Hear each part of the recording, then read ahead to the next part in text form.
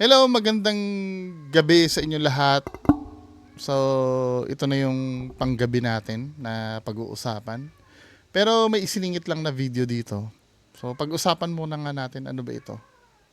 Marami nagpapasa sa akin ng video nito ni Apo Philip Apollo.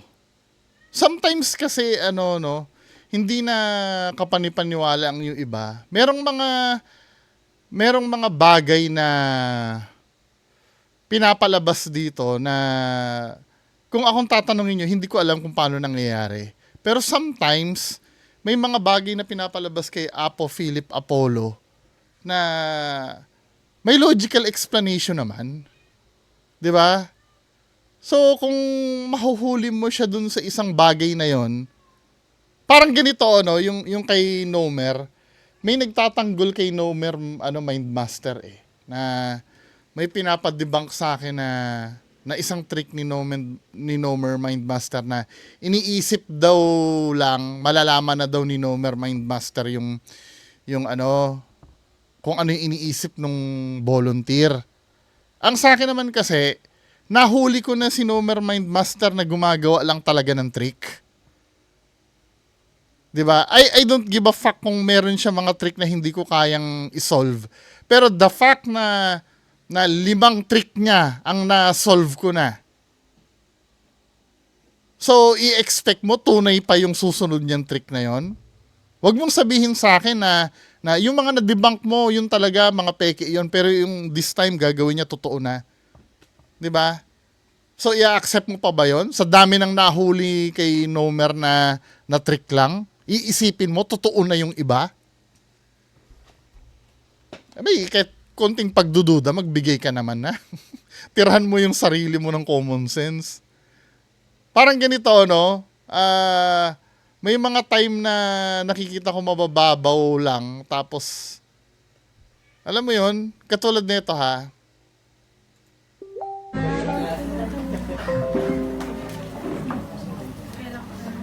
Teka lang ha, bibidyohan ko lang. Ang ginawa kay ate, masyado lang malakas yung araw, pero sa personal medyo violet ang kulay. So, ayan, parang nagba-violet. Ano sabi ng doktor dyan? Cellulitis. Circulitis, ano? Cellulitis. May findings naman talaga. Bacterial infection yun, di ba? Antibiotics ang gamot dyan eh. Streptococcus yata yung cause niyan. Tama ba ako? Tingnan natin, baka mali ang sinasabi ko. Cellulitis. Cellulitis. Tingnan natin ha. Skin infection. Cause ng cellulitis ay Streptococcus. Tama din. Kala ko mali ako eh. Ayan, Staphylococcus and Streptococcus bacteria are the most common cause of cellulitis. Bacterial infection yan. Hindi yan, ano ba yan?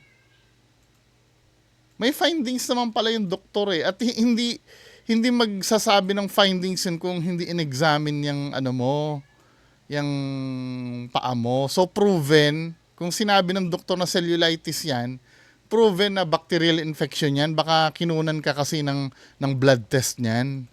Cellulitis? Maybe yun pala. May ganun pala, sabi ganun ni Apo Philip.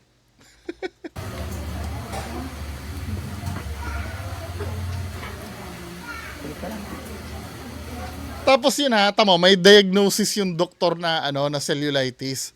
Ipipilit niya na barang. Nakaw, ay kulamlitis, aray. Tanggalin ginawa Ba? mo dyan. Gamitin mo, aray. Tanggalin mo ginawa mo dyan, lintik ka. Tuktukan kita eh. Bilis! Ang kulam. Kasama niya? Ano kasama niya ate? Tiglag. Tanggalin mo lahat yan. Ay, kayo siya kasama. So kung ganyan kadami, ito sobrang dami nagpapagamot sa kanya na kulam. So ibig sabihin, boom din ang industry ng pangkukulam. But parang wala naman akong nare-raid na kulam hub. Puro mga albularyo lang na gumagamot sa kulam. O dahil sa lihim na ginagawa. Pero kahit pa sabihin mong sa lihim ginagawa, yan eh. The fact na nagbo-boom siya, dapat may insider dyan na kumakanta. Parang drugs, di ba? Laganap ang drugs. Kahit pa sabihin mong sa palihim ginagawa ang pagbebenta ng drugs, may nahuhuli, may nare-raid, may kumakanta. Pero dyan sa Kulam Hub na yan, sa sobrang dami ng nakukulam na yan, oh. Kasi 90% ng mga nagpapagamot sa kanya, it's either kulam, barang eh. Or na-engkanto eh. Ibig sabihin, boom yung negosyo ng pangkukulam. Pero bakit wala nagsusumbong sa pulis o walang, di ba? Puro ang na-expose lang lagi yung mga gumagamot sa kulam. Ulam? Gawa niya? Hindi po. Manliligaw. Wala akong machismis eh. Oo, nagko-cold reading ka kasi eh. Nasabi niyo manliligaw kasi na cold reading niya si ate na maganda. Malamang yan ang mga unang magiging dahilan, yan ang magiging cold reading niya. Delays! Delay, tanggalin mo lahat yan. Iisip na naman ako na itatanong sa iyo. Oh, ba't mo kinulam yan? Hindi ko alam, ma. Sigurado ka? Pag sumagot ka ng ganyan, sasaktan kita. Kidlat. Oh, ba't mo kinulam yan? Apoy talaga to. Yung chopstick ko yung nasa loob. Nakalimutan ko dali. Nari ang una kong ginagamit talaga. Sibat. Oh, bakit? Hindi ko alam. Feeling ko yung babae yan eh, hindi naman mangkukulam eh. Ayaw ko na sagot na hindi ko alam. Kasi imposible hindi nyo alam yan. Kasi kayo ang gumawa. Sibat. Oh, bakit mo ginawa? Dati ko. Didinan ko rin, hindi pa rin matiin. Wala ka na. Tanggalin mo na dyan, dali. Ako ulit. Tanggalin mo lahat yan. Kaya ayaw ko gamitin na rin. Pag hinigit baka magsugat. Hindi kasi siya bilog. Bakit na baka magsugat? May ginagamit ka kasi, kaya nasasaktan. Kaya nga kung if ever na kung pwede siyang puntahan, taga saan ba to? Kailangan magkaroon kami ng permiso na pumunta dyan, ma-document niyan pang Holy Week special. Hindi katulad ng chopsticks, binilog ko yung dulo. Ba't tayo ko bilog ko ng dulo na rin? Siyempre, para may pang ako. May pang torture ako pagpasok na pasok. May aminado kang ginagawang pang torture. Eh. Tanggalin mo lahat yan. Ito si Ryan, tingin ko dito, naiinggit. Naiinggit, napuputian. Kala ninyo kasi kapatid. Kapit.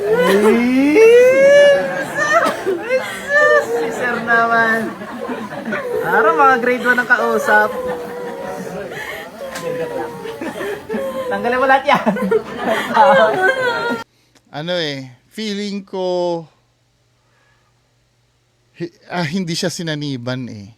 Kasi 'di ba dapat yung sinasaniban kasi nahuli ko siya na pinupunasan niya yung luha niya. Kasi aware siya sa na lumuluha siya eh. Kayo kung maniniwala naman kayo diyan Wala kasi akong means para kontakin to eh. Paano ba kontakin to si Apo Philip Apollo? Ang dami-daming video na nito na nakalimutan na nga si Sir Nick Banayo dahil dito eh. Saan ba siya pwedeng puntahan at pwede bang i-document yung niya? Tsaka ito dapat ang gagawin eh. Let's say halimbawa ginamot niya yan nabarang daw yung binte. O sige, nabarang binte. Ang gagawin namin, ifa-follow up namin, yung ginamot niya ba na yan ay gumaling after 3 weeks, 4 weeks. Kasi kung ganun pa rin yung sakit niya,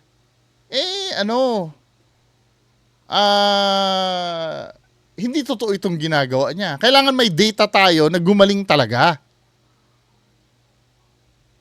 Kasi, di ba, lalo na yung mga pinapatay niya na yung mga mangkukulam, di ba may ginigilitan siya ng leeg na mangkukulam. Tingnan natin kung yung ginilitan niya ng leeg na yun ay gagaling na. Kasi kung hindi gagaling yon, kasi nakikita ko, ang lagi lang pinapakita, kung paano ginagamot eh. Then after gamot, magaling talaga siya. Paano mo nasabi magaling? Nakita mo ba na gumaling yung pinapagaling niya? Ilang percentage ba dyan yung gumaling na? Hindi, mga kababayan, hindi ito paninira. Ito ay paninigurado lang natin dahil ang dami tayong kababayan na umaasa sa ganito. Kailangan natin malaman yung totoo tungkol dito. Kailangan merong pagsusuri na yung nagpagamot ba sa kanya na yan ay gumaling na ba? Wala namang masama doon. Kung totoo naman si Apo Philip Apollo, I don't think mau-offend siya doon sa ganun. Yung parang kay Jay Costura, di ba? Ang dami-daming hinahanap sa kanya. Lagi na lang natin nakikita yung pagtawid. Ang tanong, nahanap ba yung pinapahanap? Parang naman, hindi naman, di ba? Now, tingnan natin sana. Kaya may project kami tungkol dyan. Kami nila, hindi ko muna sabihin kung sino yung mga kasama ko. Hindi si Sir Ed ha. May iba pa akong kasama na balak namin na imbestigahan ito. Yung mga ganyan. Kasi ang daming ang kumakalat na ganyan eh. Paano namin malalaman na totoo yung mga yan? Kukuha kami ng random na 5 tao na nandyan mismo na pumila sa kanya, no? Na may sakit. Na yung talagang yung namamaga yung na may mga sugat-sugat talaga. Then gagamutin ni Apo Philip Apollo. Then oobserbahan namin yung ginamot niya after 30 days. Or 2 weeks kung may improvement. Kung hindi gumaling yon, siguro naman safe to say na peke ito si Apo Philip Apollo. Diba? Ang idadahilan, masyado malakas yung kumula, hindi, kaya nga dinala sa inyo para gamutin eh. Doon natin malalaman kung valid itong mga ginagawa ni. Kasi feeling ko, ganito nangyayari. Alimbawa si ate, no, magpapagamot kay Apo Philip Apollo. Bibidyohan siya na gagamutin siya. Hanggang dyan lang yung video. Pag hindi naging successful yung pagpagamot kay Apo Philip Apollo, hindi naman babalik yan eh. Hindi naman babalik yan si ate na ipapawaranty niya yung yung ginamot sa kanya, tama? Kasi ang gagawin niyan, pag hindi effective yung ginawa ni Apo Philip Apollo, lilipat na lang sa ibang manggagamot yan. Or magpapadoktor na talaga. Wala na siyang time na, oy, sabi mo? Sabi mo, gagaling ako, tapos hindi naman pala gumaling. Wala, kadalasan, yung mga nagpapagamot sa kanya, wala nang time magganon. Diba? O, next video tayo. Basta dadating ang time, gagawa namin ng paraan na magkaroon kami ng opportunity na maimbestigahan yung ganyang bagay. Next video, ano ito? Ang caption ay aswang daw sa farm. Nagising lang kami mag-asawa dahil kanina pa may kaluskos ng kaluskos dito. Tapos takot na takot kami. Ayan. Ayan na, mahal mo. Kung maririnig nyo guys. Si Stacy kahit si... Ayun si Stacy natatakot din yung bata. Malakas O yun, natatakot yung bata guys. Chenke! Talaga oy, tinan nyo yung bata, natatakot talaga. Natatakot talaga yung bata. Dito pa lang, na eh. Tawa. Dahil kanina pa may kaluskos ng kaluskos dito. Tapos takot na takot kami. Ayan. Ayan na, mahal mo. Kung maririnig nyo guys. Si Stacy kahit si... Ayun si Stacy natatakot din yung bata. Malakas O yun, natatakot yung bata guys. Chenke! Natatakot yung bata. Natatakot yung bata. Guys. Talagang nag-vlog ka pa habang natatakot kayo, no? Nasa bingit kayo ng kamatayan, natatakot talaga kayo. na i-video nyo pa. Senki! Soy! Owen! Senki! Magdala kayo flashlight, pati itak! Tol, may aswang tol! Yung itak, tol! Yung itak, tol! Paano ako, tol? Nawala! Gago, nawala! Nawala, tol, nawala! Si Johnny, wait lang, paano ako? Baka mamaya, naano ko yung bahay doon, gago! Wait lang guys, nakabukas yung bahay, naiwan ko! Paano kasi video ka ng video? Doon pa lang sa time na video ka ng video, hindi na siya realistic eh. Tapos nilagyan mo pa ng background, So yun guys, kwento ko lang sa inyo, nagising lang kami mag-asawa Dahil kanina pa may kaluskos ng kaluskos dito, tapos takot na takot kami. Sabi ng asawa ko, baka daw aswang yon dahil buntis siya. Ako di talaga ako naniniwala sa mga aswang-aswang na yan. And sobrang natatakot ako para sa family ko. Dahil nasa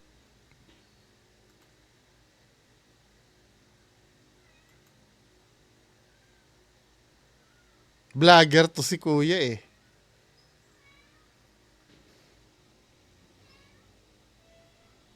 Oh, ito ano itong tingnan nga ito. Wait lang guys. Na.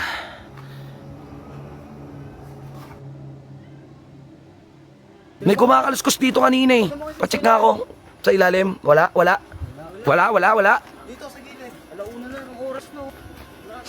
Buntot ng pusa yun eh. Ano ba? Ayun o, tignan mo, may pula doon o. Ayun o, yung pula o. Ayan o. So, aswang ito. Oh, nakita niyo yung pula na yan. Anong gagawin mo dyan sa pula na yan? Hindi nyo lalapitan. Vlogger kasi ito si kuya eh.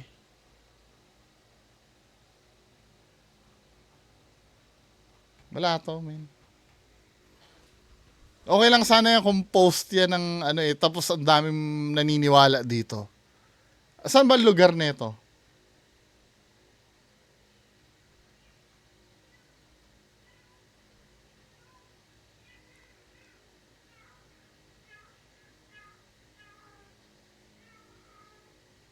Biglang vlogger ka, biglang inatake ka ng aswang. Tapos masyado mong nililid yung tao na, oh guys, oh, takot yung bata, oh, takot, oh. Takot. Bullshit! Saan ba itong lugar na ito?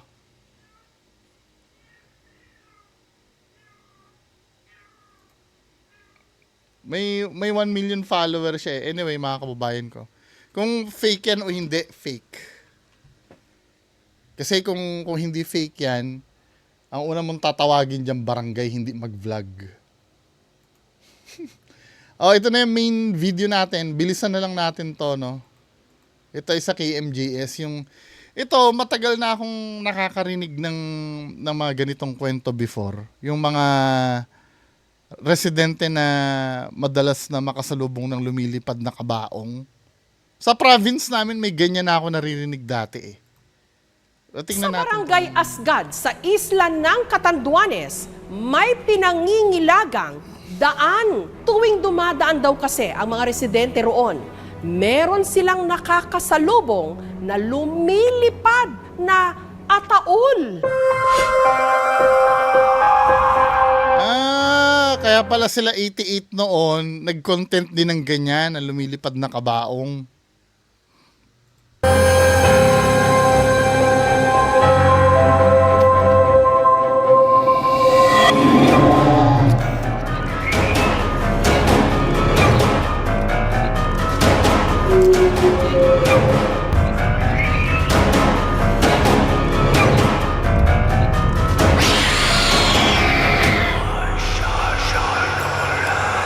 Flying ataol. Nang mga bata pa kami, 4 kaming mag-amigang sama-sama kami panghuli ng hipon sa ilog. Ayun. Wala naman tayong nahuling hipon eh. Sabi mo, hindi kasi nabot ng ulimigo mo. Baka may iba na siyang katupan. Oo nga.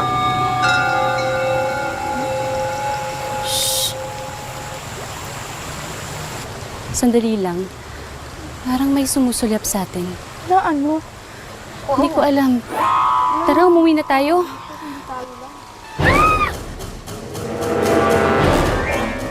Naligaw kami. Uy! Bilisan niyo! Wala naman sa kwento ni nanay na may nagpakitang ataol do sa ilog eh. Parang nadaan. KMJS talaga. Sigurado ka? Oo. Ayun o. Ayun yung puno ng balete. Eh, maraming puno ng balete dito ah. Hindi niyo ako naiintindihan. May naniligaw sa atin. Naniligaw? Yung, ito naman. Di, ang ibig kong sabihin, nililigaw tayo ng mga engkanto. Isabi mo kanina, kumusidlaw. Sinasabi ko sa inyo, may sumusunod kasi sa atin, di ba?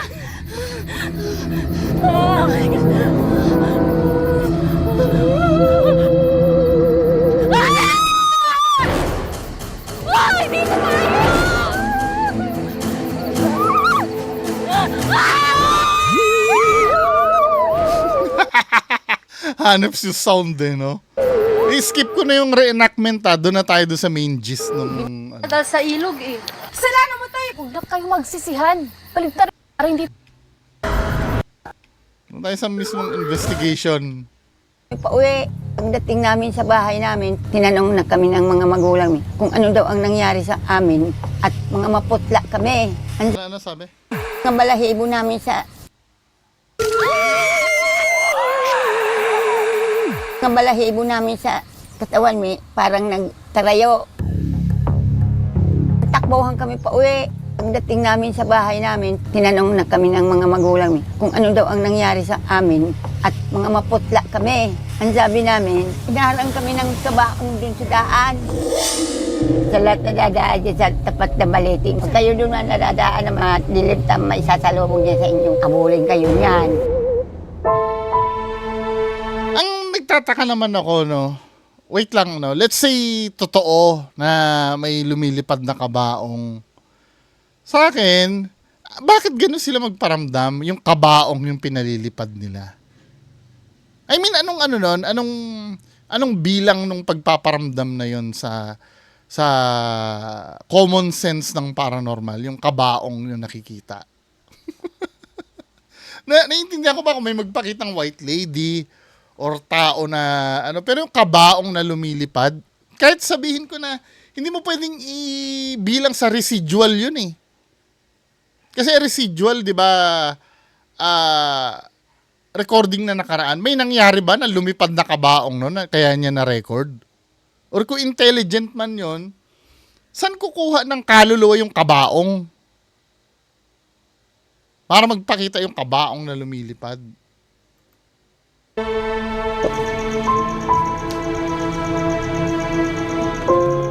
Ako pa ay si Jesus Nazareno. Hoy, hoy, hoy! Jesus! Saan ka pupunta? Mag-oorasyon na! Babalik din po ako, Lola. O, abiling ko sa'yo ha. Iwasan mo yung puno ng balete dyan sa daan. Opo. Sabi niya ang lola ko, huwag daw ako dadaan dito ng gabi dahil ganito daw. Ang gusto ko talaga makita ko. Ang nakita ko ataol na 5 feet tapos mayroong espion sa taas. 3 gabi akong talagang palagi akong nanaginip dahil siguro sa sobra kong takot.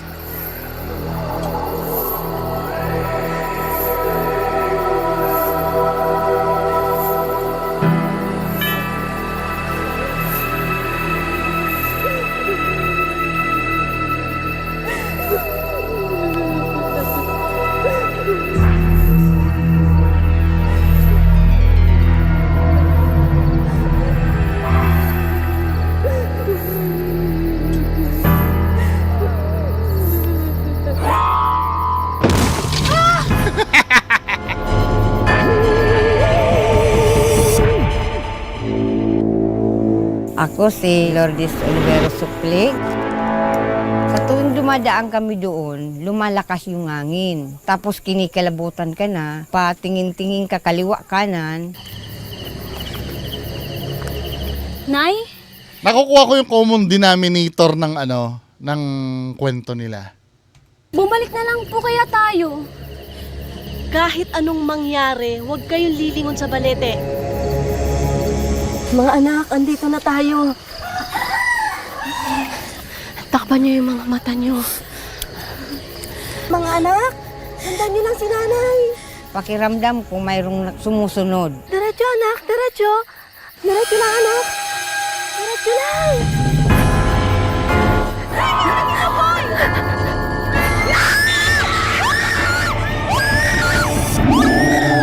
Bilog siya, ma'am. Nag-spark yung mga apoy niya. Mayroong mata, mayroong ilong, at saka mayroong bunganga. Nakakatakot kasi gumugulong, mayroong apoy.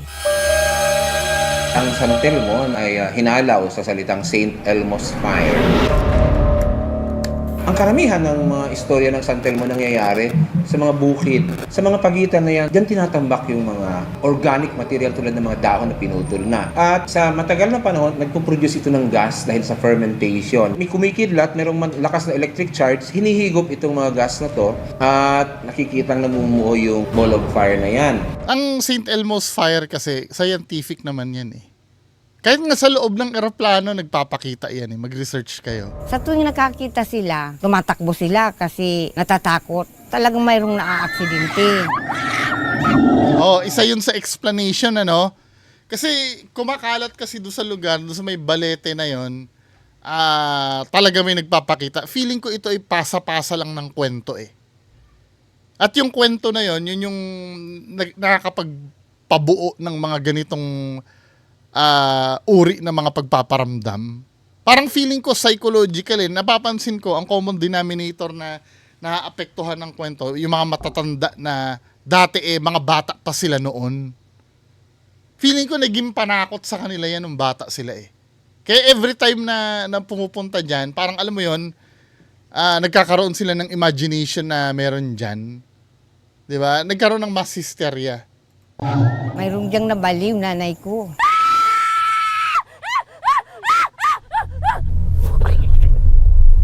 Yang baliw naman na yan, ano yan, baka naman lahi nyo. Hindi naman dahil dun sa kababalaghan. Nainom ka muna ng tubig.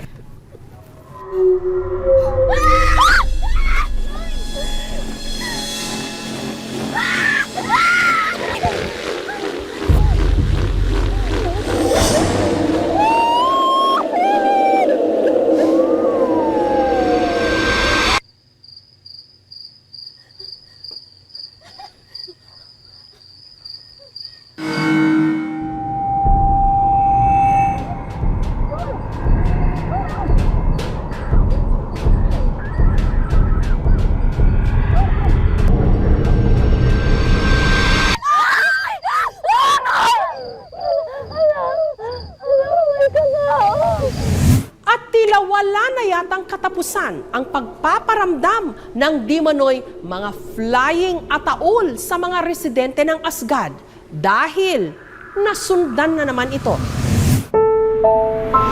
Kunyang kabod, galakaw kami ng kunyan na ilingan taon na ito Buda, igaling ilaw sa itaas. Bakit pa dito pa tayo dumaan?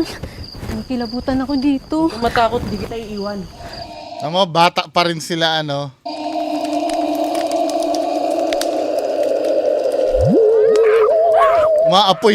Umaapoy na kabaong naman.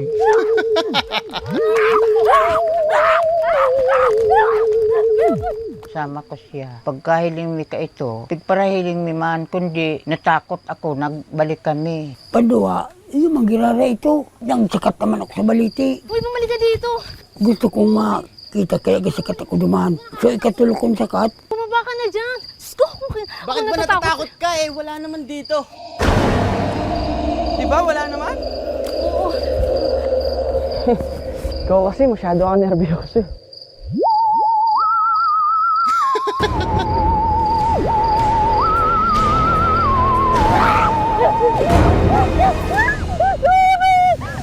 Ang bayan ng San Andres sa Catanduanes, kilala raw talaga pagdating sa paggawa ng mga ataol.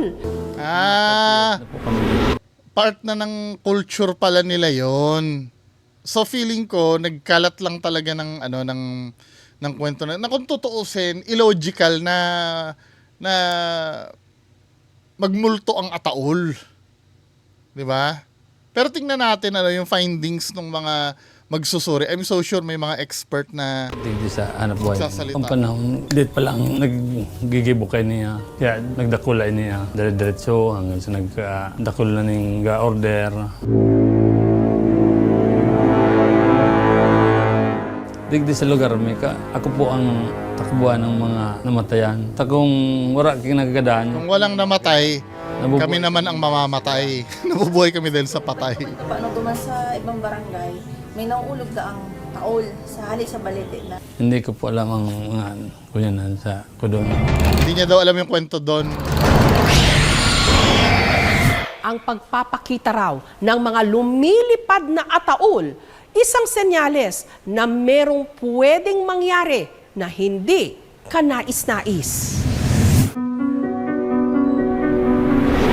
Nung gabing yun, pumunta kami inaya kami magharana.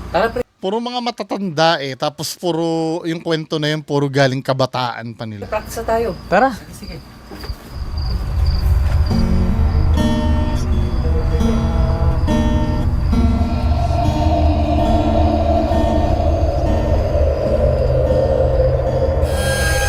Ilan na? Nasaan pala kayo? Magandang gabi, Elena. Magandang gabi. Tapos, kakantahan. Kaya, ginabi kami ng uwi. Nakita mo na ang Mga harana no? Lolong-lolo kabaong. Pare, ano yun? Pare, kabaong! Lumulutang pare! Kumuha kong bato. Hindi ko na ito nakagalaw.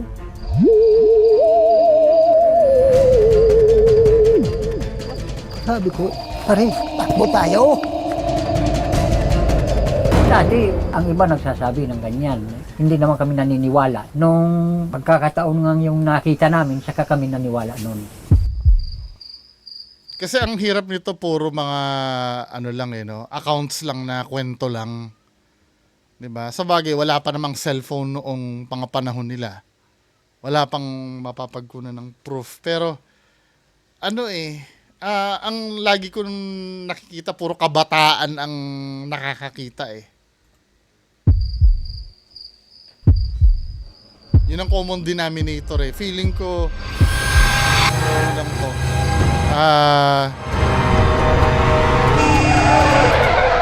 Dekada 80 rin nung matamaan ng isang super typhoon ang bayan ng San Andres. Confirmation bias na to. Dahilan ng pagkaputol ng puno ng balete. At mula raw noon, natigil na ang pagpapakita ng lumilipad na ataol.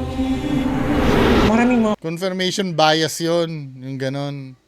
Siyempre, nawala na yung kinatatakutan doon. Hindi na rin mag-i-imagine yung mga tao. Kwento ang umiikot dito lang sa Catanduanes tungkol yan sa mga ataol. Hindi lamang isang ataol, may istorya pa ng mga ataol na parang nagpaparada. May mga kandila at talagang hinaharas yung mga tao, hinahabol. Ang mga kwentong ito ay indikasyon sa mga nabubuhay pa tungkol doon sa maaaring kapabayaan nila sa pag-aalaga at paggunita ng mga yumao na. Kasi responsibilidad po, paniniwala natin, bigyan ng tahimik, maayos na himlayan. Kung meron tayong komunidad ng mga buhay, meron din komunidad ng mga patay. At ang dalawang ito ay madalas mag-ugnayan kasi hindi po sila hiwalay.